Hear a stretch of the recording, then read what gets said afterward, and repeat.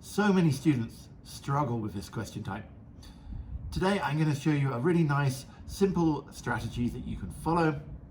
I'm going to make this video really interactive, so what I want you to do as we go through the video is pause it when we come to certain sections, so you actually do some of the reading, some of the idea generation yourself, and then you're going to see if what you were thinking it was the same as what I think, and hopefully together we're going to actually show you how to address this really tricky type of question, and by the end of the video you're not going to think it's that tricky after all.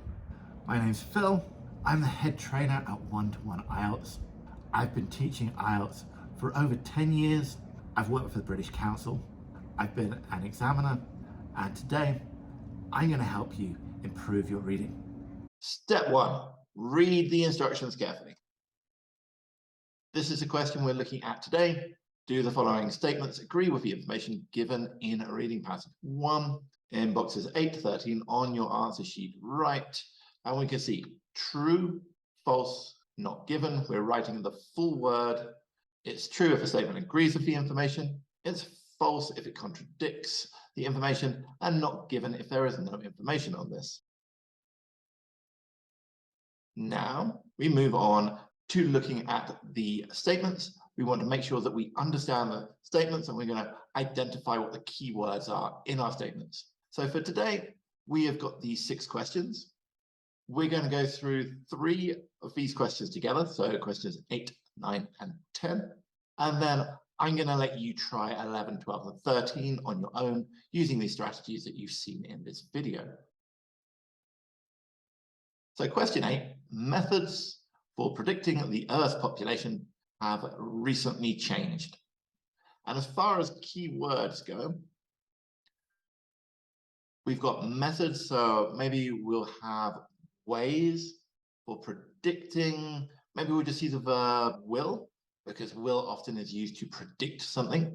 The Earth's population, maybe the number of people who live on the Earth, recently changed. So a really key word here is going to be recently, because this is one of those words which we need to look at to make sure that we don't get tricked.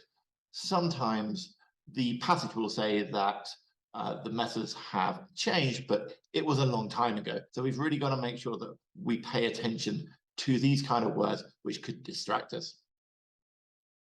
Now, as I mentioned, we're going to focus on 2 questions at a time. So question 9 was human beings are responsible for some of the destruction to food producing land. Our keywords here being human beings, responsible. So maybe instead of human beings, we'll see people. Responsible, they are the cause of destruction, and food producing land, maybe farms, arable land. These would be the kind of things that we'll be looking for. And now we've had a look at these 2 questions, so questions 8 and 9, we're going to go to the text and see if we can find these keywords in the text and see if they are true, false, or not given.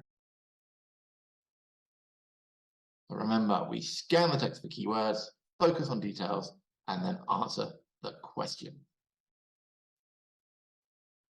So what I'd like you to do right now, pause the video and have a look at this text. See if you can find the area in the text that you think the answers are. So we've got the question down here at the bottom of the screen. It says methods for predicting the Earth's population have recently changed.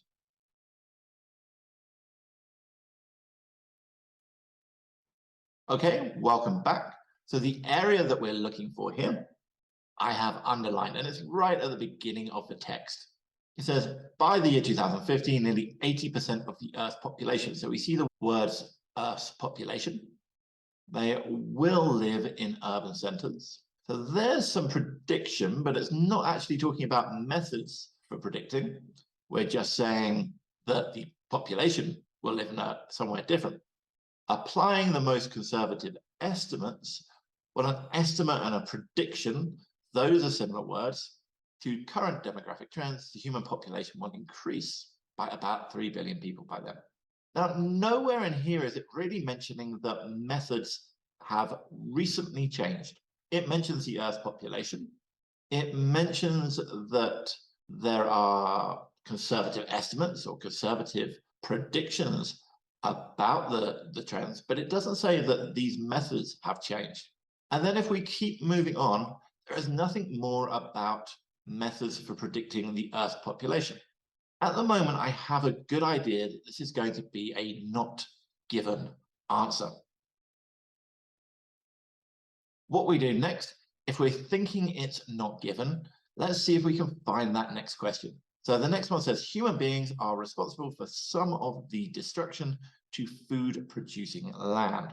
And once again, please pause the video and see if you can find something which would answer this question. Okay, did you find it? So I've underlined the area of the text we want to be looking at. It says, historically, some 15% of that has been laid waste by poor management practices. Well, laid waste, this means destroyed. Poor management practices, that would definitely be human beings, because human beings manage something. The bit that's maybe not very clear here, it says some 15% of that. So what is it that referring to? So we need to go back a little bit and we will find that it's saying over 80% of the land that is suitable for raising crops is in use. So that is referring to the 80% of land that is suitable for raising crops. Land that is suitable for raising crops is food producing land. So we're saying that basically some of the food producing land has been destroyed by poor management practices. Human beings are responsible for some of the destruction to food producing land. This looks like it's definitely the part of the text we're looking for. We can see that number 9 is actually going to be true, and that the answer for question 8 must be before that. We can now be really sure that as there is nothing after the highlighted text we looked at earlier about methods changing for predicting the human population, that the answer for that question is not given. So that means question 8 would be not given, and question 9 is going to be true. Now we simply repeat. We go back to step 2, understand the statements and keywords. So we've answered question 8 and 9. Now we'll have a look at 10 and 11. Remember, we always look at 2 at the same time, so we can find out if one of the questions is not given. Let's have a look at 10. The crops produced in vertical farms will depend on the season. Looking at the keywords here, we're definitely looking at crops. Maybe we could be talking about food produced. This definitely could be grown. Vertical farms, I think that's a word we're likely to actually find exactly the same in the text. Will depend on, are dependent upon maybe, and the season, maybe it's talking about the time of year. So food that is grown in vertical farms depends on the time of year. Once again, we go to the next question. Some damage to food crops is caused by climate change.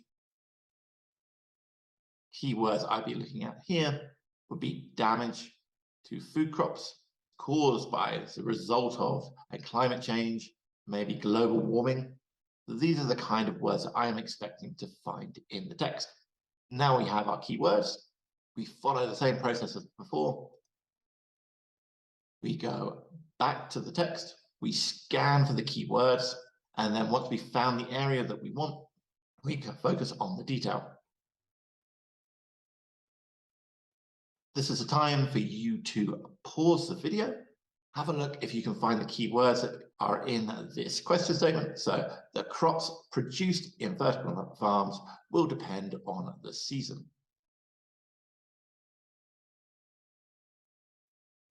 Great. Did you find it? I've highlighted the area that we want. This sentence will start at the beginning. It says, if successfully implemented, proponents claim vertical farms offer the promise of urban renewal, sustainable production of a safe and varied food supply through year-round production of all crops. So here we see that all of the crops can be produced all of the year. So if we look at the question, it says the crops produced in vertical farms will depend on the season.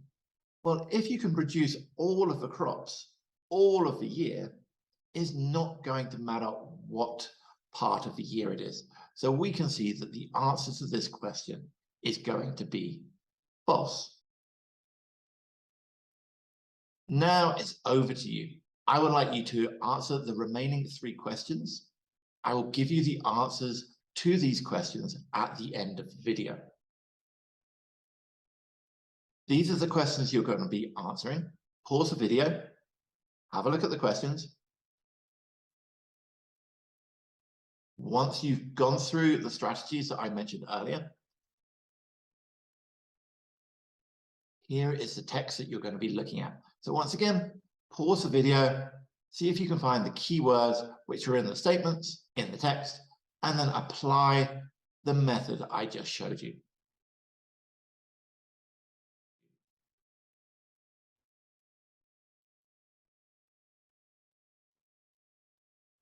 Okay, are you guys ready for the answers? So the answer to question 11 would be true. The answer to question 12 is false. The answer to question 13 is true. I hope you guys got those right. If you didn't know you have any questions about those answers, let me know in the comments below this video. Also, let me know if you think this is going to be useful for you in your reading exam, and if this is a strategy that is going to speed up your reading overall. My students have found this method really useful. If you found this to be a really useful strategy and something that you're going to be able to use in the future, please hit that like button, subscribe to the channel so you don't miss out on any future content. Good luck to you in your studies, and I'll see you all in the next video.